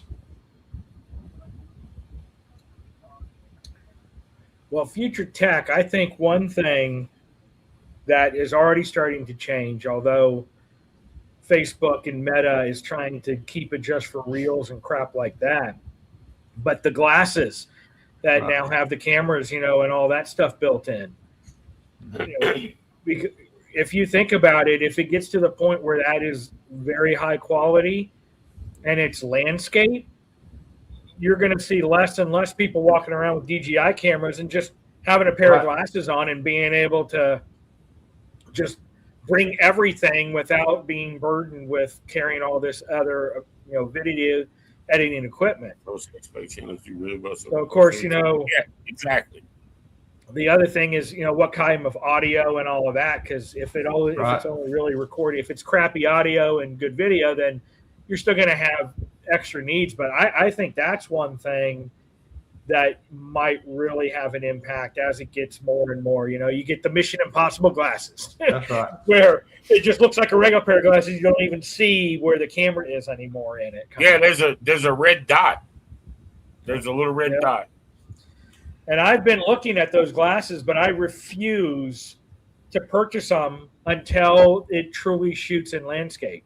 Because I'm not about to take the 3K video or whatever it is and then degrade it even further and lose my field of view by having to zoom it in on the image to manually turn. Now I've got such a small frame of view.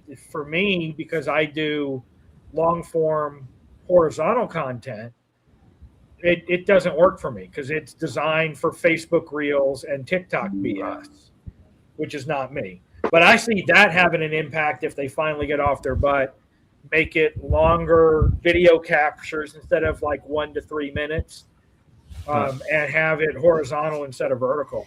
I see that being a tech that takes off and changes how things are captured in the future. Yeah. I saw a little something the other day. I just caught the tail end of it. But somebody else is getting ready to come out with another set of glasses like Meta's glasses, but supposed to be better than what the Metas were, according to the sales pitch. But so we'll see what that comes out to. If they get another company out there doing it with creating that competition, then that should improve.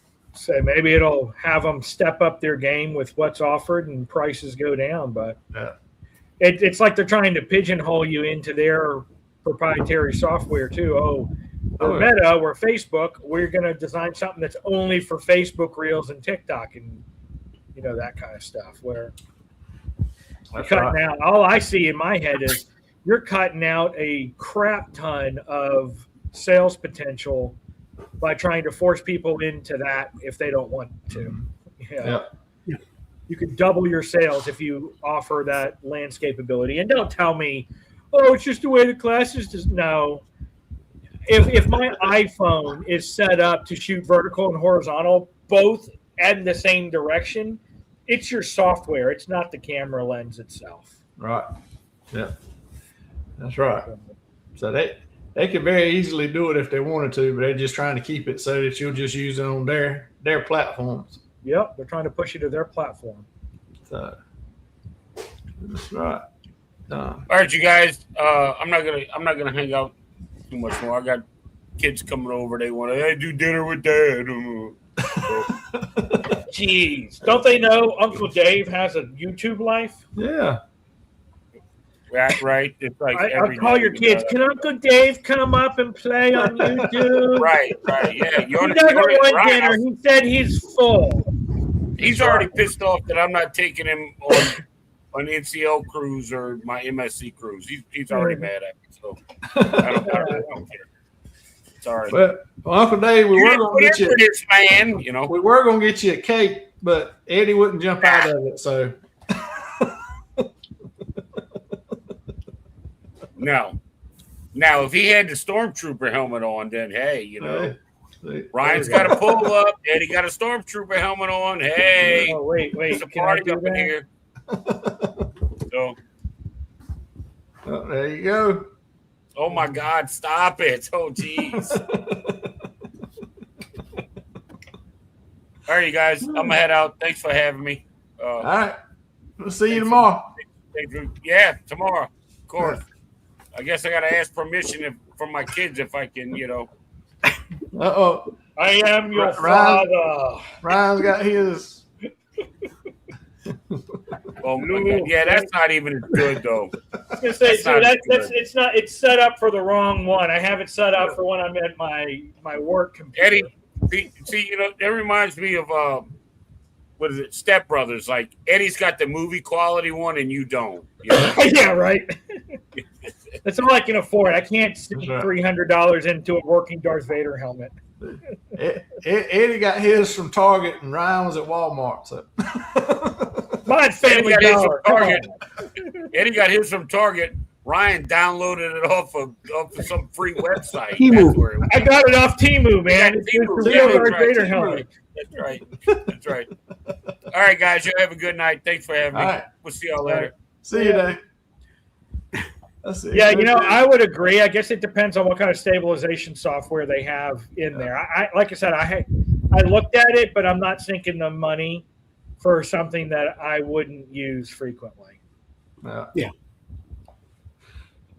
There you go, Eddie. Ooh. Empire, baby. Empire. Always. Always the Empire. Eddie's part of the Empire. That's why he's where he's at. Yep. Um, How about TIE Fighter parked in the back of the house? that's what he cuts the grass with. Flies around. So what would be one storage tip if you could only give somebody one storage tip and that's all they could afford? What would that be? So like you guys say, get the best you can get at the moment, Mm-hmm. You can, instead of getting a 1 terabyte, might as well get a 4 terabyte if you can get it. Yep. And if it's just SD cards, if that's all you can get at the time, just buy SD cards. And, that's one thing I learned when I first bought my first camera to work with the channel. I bought SD cards, not realizing what kind of SD card I needed. And then I filmed on with the camera with one of those SD cards, and it came out corroded because it was supposed to be a video SD card, and I didn't have a video SD card. So it did download some of the video and some of the pictures. I was able to save them, but everything else kaput. So I'm like, why is this not working? Mm-hmm. I learned the hard way. So. Right. Yeah. That would be mine as well. I guess that's the biggest thing is just get something to back up your content. Regardless of what type of backup device it is, get something to back up the content. Yeah, because in case you want to use it later. Right? Yeah. You don't care for it, then let it go. But yeah. I would say at the end, not only that, but if I could give a second one, at least save your finished product on that backup drive. Even if you don't keep your raw stuff, get a SD card and save each of your individual main videos that you're putting on YouTube. Yeah. At a minimum. That way you have security. Yeah. And it's another reason why I keep everything is because, when I'm filming, I'm filming for two reasons. I'm filming to make videos, of course, but the first reason I'm filming is to record the memories that we were making. Because most of the time it was, family and friends and a vacation. So you want all that raw footage because you're not producing all of that stuff. You're keeping that for you and that family and friends. So that's why I always don't delete all the raw footage and everything. Keep it somewhere so we can go back and look, at that later on. So that's something else for people to think about is, why are you filming? I think most people that it's going to be, unless they're the ones making a living off of it, and they don't have a choice. They've got to do this. But most of us, you're filming most people for those two reasons, to keep the memories and then also to make a video. So, Yep. Ron! Hey, Ron. Appreciate you coming in. We've been waiting for you. Glad you're here. We were worried about you when there was some storms down that way. Had a haircut and dinner, so I'm late. Well, you should have got all your hairs cut instead of just that one, but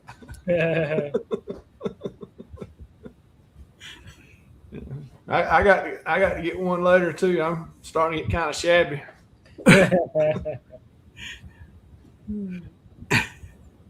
Well, I mean, that's just because we care about you, Ron. We think about you. We don't, wait for you.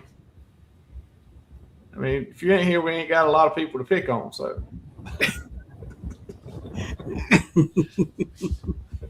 I got 5, Ron. I got 5. Don't sell him short, Ron. You got him up here. Yeah. There you go. Yeah, got to grow them where you can. Grow it where you can. So, Ryan, have you messed with any AI workflow stuff? I mean, I use AI to help build an SEO package. Hey, Michael, thanks for coming in. But yeah, I use AI to do SEO packages. So for my title, for my description, chapters, I got a whole slew of it. And actually, we'll talk about that this Thursday in much more detail. Right. But I use AI for that. I use AI to help design thumbnails as well. Right. But other than that, the only other time I use AI is to help me with prompts to enter into Suno for music I want to design. If I can't get the right stuff on my own, I go to ChatGPT and I'm like, hey, this is my vision and I can't get it right in Suno. So help me put together a prompt that gives this vision in Suno terminology. And it'll help me with that. There's a hint for you, Eddie, if you haven't used it. Yeah. Because I've had it where I'm sitting there and I'm like, no, I don't want it to be an R&B thing. I need it more of a, lo-fi jazz, but everything is having this sultry R&B feel to it. It's like, okay, obviously I'm not putting something proper in here. The other thing I used just once, just to get an idea on my channel, is I have taken multiple pictures of my analytics and then stuck it into ChatGPT and said, analyze my channel to give me a good idea on where my overall, audience is coming from and what's attracting and all that. And what it tells me is exactly what Mel and I thought our channel was, which is, hey, we come to you when we need information, not because we really like your vlogs. Let's be honest. Our bread and butter, and when we look at the analytics, the vast majority are not subscribed to us, and they're hitting our ship tours and room tours. Right. That means we're a destination when someone's researching something, and they've got the ship tour of the ship I'm going on. Right. But they don't sub because they don't really want anything else other than that one thing that they search for. Which we're okay with that right now, because you're getting the views. Yeah, because that's our bread and butter is the ship tours and stuff like that. Maybe someday it'll slowly transition to where people actually like our personalities and the way we do our vlogs and stuff like that. Probably never happened. But that was one of those confirmation things that you can do. Like if you're wondering why am I struggling or what can I do, what would you call my channel kind of thing, then you can do that. Snap some analytics, put into AI, and say, hey, analyze my channel. Tell me about my channel based on what you see. And that's what they said. They was like, well, we can see you're doing very well as far as, you know, the number of views, the number of watch hours is astronomical. However, you know, 98% of your viewers are not subscribed to your channel. You know, so you're a destination. I need information. I go to you, not I'm interested in your vlogs and I'm coming back again and again and again to watch your vlogs, Right. which is okay. Yeah. Yeah, I use AI to fix my AI. Absolutely. Now that you say that, in Suno, I did some stuff, and I sent you like 4 emails. I have to listen to it. I saw it, but I was half asleep. I need to listen to them. Yeah. 4 emails, and I think I sent a message to Mel on Messenger also. Yeah. I meant think to that see was that Friday. because I say they're not gonna see it till Tuesday or Wednesday next week. So, because I know you guys. Yeah, because we were out and I saw them coming through while we were camping, but we were doing all the camping stuff, and then it just slipped my mind. But yeah, I did see them. I need to go back and listen to it. But yeah, so that's what you can do too, is you can help it refine your ideas or refine prompts, because it's going to search the internet in a freaking nanosecond and say, oh, you want to do a whole series of music that makes me think of the Celebrity Beyond cruise ship that you've already given me your entire transcript, and I turned it into an SEO package for you. And I can search the internet for the feel of this cruise line and this cruise ship. And so here's a way that you can verbalize that into Suno to make music that makes you think about being at sunset on a sophisticated cruise ship, but still be lo-fi, relaxing backbeat tunes. And it can figure out the ways to put the right words for it to come out that way when I start creating the music in Suno. You know? Wow. I did understood all that. I understood all that. Wow.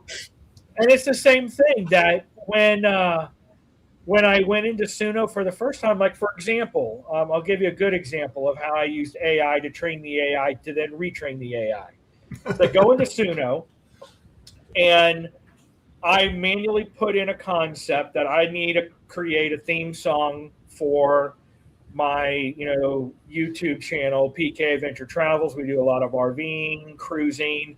I want it to be an upbeat, get ready for a live show. Put that into Suno.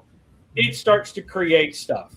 I then take those lyrics that aren't, 100% close to my channel, and I go into ChatGPT, and we've been using ChatGPT for like a year and a half on PK Adventure Travels. And I'm like, hey, ChatGPT, here is the information on the type of music that it's creating for me, because it gives you all the music and the feel and the beat. Here are the lyrics it's giving me. Right. You know my channel from everything we've been posting, all the transcripts of all of our videos, all of the conversations we have. I need you to tweak this to make it feel more like what our channel is about. It then spits it out. I then go back to Suno, and I'm like, this is the type of music that I want you to do, and here are the lyrics I want you to use. And then it redoes it in Suno. And then I kind of can go back and forth. Okay, here's the latest thing Suno did. It's still doing blah, blah, blah, blah, blah. Not quite right. Well, try this prompt then. And so going back and forth between the two AI systems to hone in on a theme song is actually exactly how I ended up with the theme song I have now. So anyway, and yeah, if you watch the show this Thursday, both the intro song and the outro song, we premiered last week. So, you could always go look at last week's and you'll see them. But both of those songs were created with me tweaking some of the lyrics and some of the flows myself, just because of my musical background, but then also using both Suno AI and ChatGPT AI to hone in and get the right way to bring it all together. So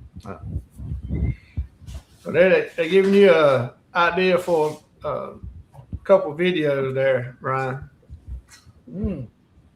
Don't start. I haven't gone that sophisticated yet. I go to Suno and I write up bunch of stuff that I try to rhyme with, and then I tell Suno, use this kind of type of music and bring, something else to it, and I let it flow. But I haven't gone to the ChatGPT back and forth thing like you're saying. But I understood what you're talking about. There you go. See, you got it this time. Yeah. I hadn't gone back and forth. I've gone to ChatGPT and told it my idea, write me lyrics, and then take the lyrics and go to Suno and put it in, and then tell it what kind of genre of music I want it to be. And I have, I've tweaked that a couple times, and because sometimes I want to, a lot of them will be, like a Caribbean vibe, but I don't want just steel drums in there. So I was like, oh, no, take the steel drums out. So yeah, but and back and forth. And that's one thing. And then the other thing I like to do as well is if you're trying to find, for instance, in Suno, the length of the music, it still likes to make them either really short or really long. So sometimes if you use ChatGPT to design lyrics, then you can take that and say, okay, I need lyrics that will be able to be sung in XYZ amount of time, at a certain tempo. And then you can go into Suno and put those lyrics manually in, and then in the description be like, okay, it needs to be a roughly 100 beats per minute. And if at 100 beats per minute, those lyrics should be long enough or short enough to force it to get at least closer in the ball range of the length that you're looking for. Right. So yeah, that is one thing, because I've, gone in and, the intro songs or whatever, and I told Suno, make this, 2 minutes, and it's always 5 minutes, and so you got to chop it up in pieces, to put it in yourself instead of it fitting into the 2 minutes that intro is going to be. Yeah. Yeah. So AI does everything. You can't own it. That's why I don't use AI anymore. That's why I'm in the trouble that I'm in with right now. I gotta wait till June 14th to reapply for the program. So that's why I went ahead and I eliminated AI completely. I only use it for thumbnails, and if I tweak a logo or something, that's when I bring it in. I've been using Gemini also, since YouTube owns Google owns Gemini, and Google owns YouTube anyway.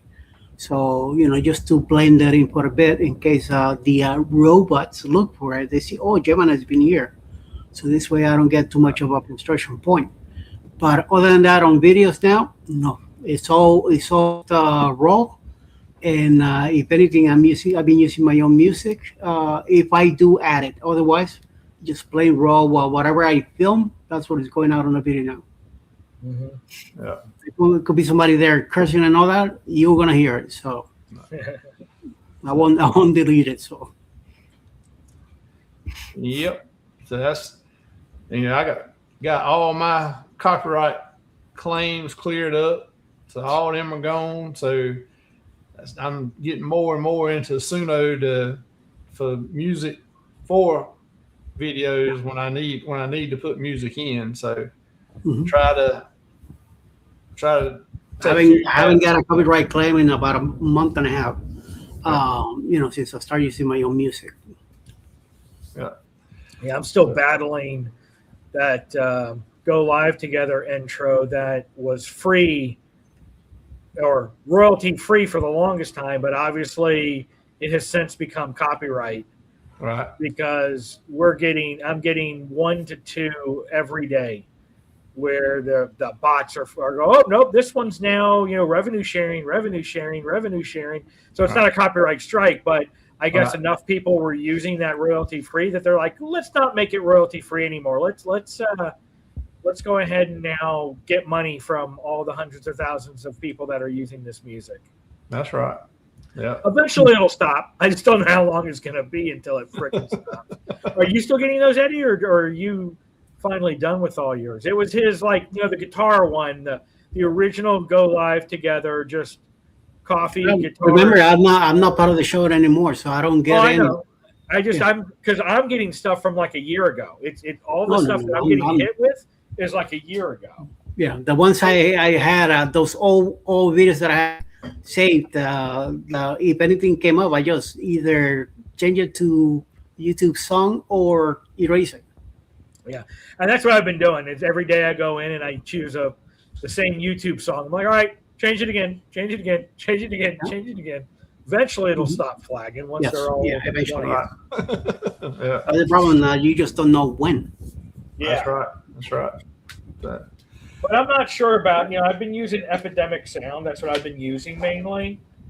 And it's like at some point I'm going to have to make a decision on if I want Suno and do the extra time to make a song, or do I want to keep Epidemic Sound because I still use sound effects and I do like some of the tools. Like I can go into Epidemic Sound and say, hey, I like this song, but make it 5 minutes long and make it loopable. And it will restructure the track to where I can take a 5-minute song and use it for 15 minutes and put it back to back to back to back. And it sounds like one constant 15-minute song that it doesn't have an obvious start and end to it. So it's a cool function when I'm doing, 45, 55-minute videos. Instead of having to come up with 30 different 3-minute songs, I can do 4 or 5 songs, loop it, and use it for 5 to 8 minutes, 10, 15 minutes sometimes a stretch. So now I've got 3 or 4 songs throughout the hour-long video, but it's all looped, so it doesn't have that fade out, fade in, where it's an obvious new song. It just sounds like it's a long single tune that has the same feel to it. Oh yeah. So, but I've liked Epidemic, and I don't know, they're not that expensive in the long run. So having Suno to be able to make certain music is really cool. And then on the other hand, being able to just do a quick search and say, oh, okay, I like this lo-fi beat, make it loopable and make it 5 minutes long, and boom, boom, boom, there I am for that. It's just as easy as well. So I guess they both have their own merit, I guess, is what I'm trying to get at. Oh, yeah. Yeah. So, all right. Well, we're just passing the 2-hour mark, so I reckon we'll get right and get out of here.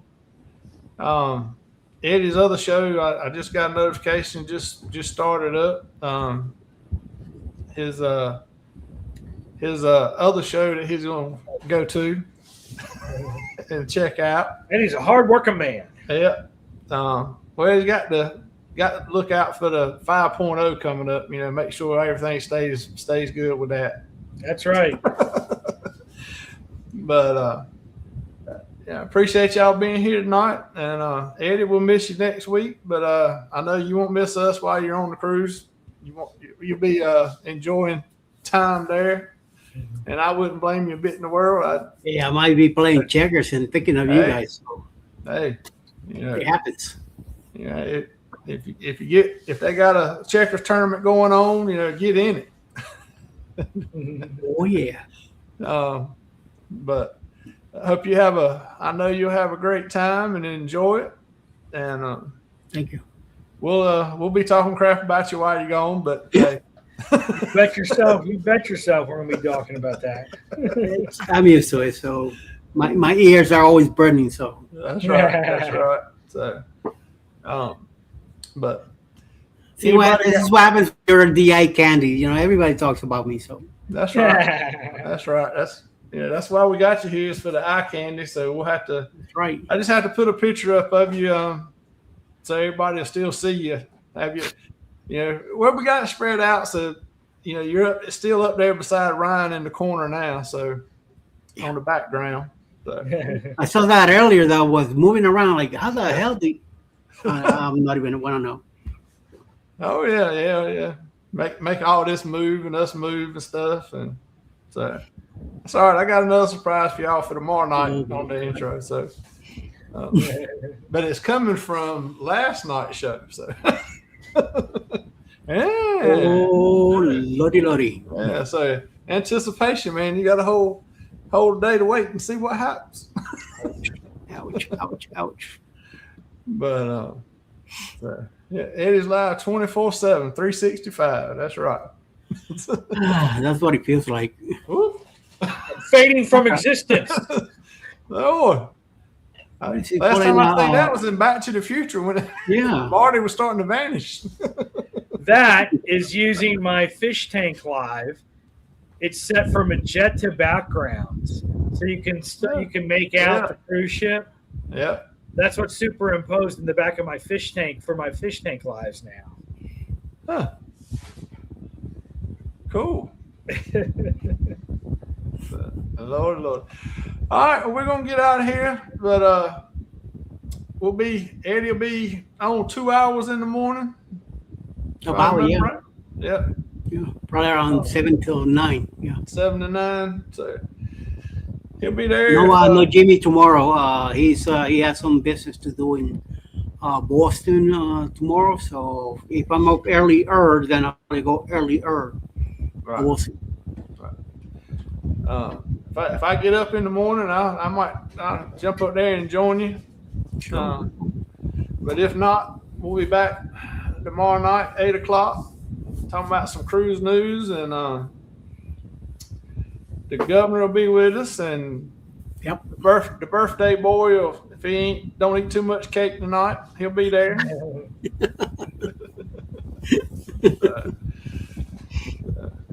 But and again, everybody, you can go back to PK's last week's show to get some more information on organization and the workflows. And then this Thursday, he's going to have another show for you to get a lot of good content from. And hey, he said that's what everybody comes for, is education. So that's right. That's two good shows for you to go check out. But appreciate everybody being here, and I guess we'll see everybody later. See y'all around. See ya.